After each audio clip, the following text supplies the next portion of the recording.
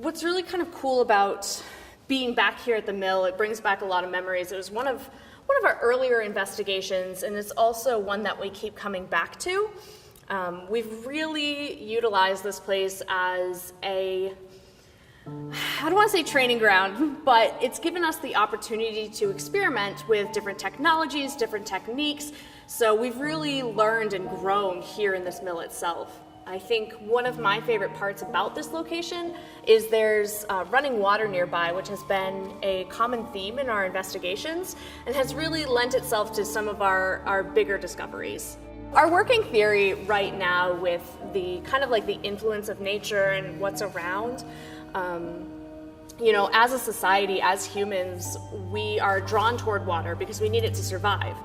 And so I think maybe what is reflected in what is life is reflected in the afterlife as well. So with all of the energy of the running water, with this desire for survival and continuation, it's kind of our working theory that the spirits would be there as well. And we've had a number of locations by running water or springs, rivers, the ocean, that have resulted in very active investigations.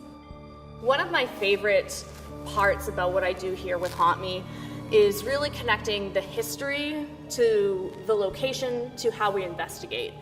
So, for this mill, for example, we're talking about a lot of people who are working very hard, long hours, having those conversations about what they do in the mill and really connecting with them on that emotional level kind of helps us have the conversation rather than coming in as investigators and saying, hey, can you light this light?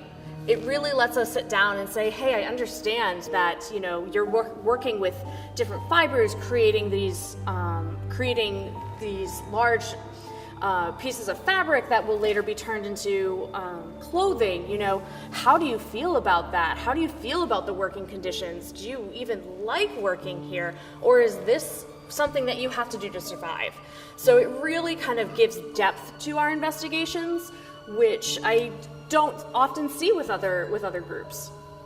I think a lot of things go hand in hand when it comes to history, when it comes to spirituality. I think if we look back on the history of humanity in and of itself, it is interwoven with spirituality, whether we're talking about Christianity or even going as far as, the Greek mythos and pantheon.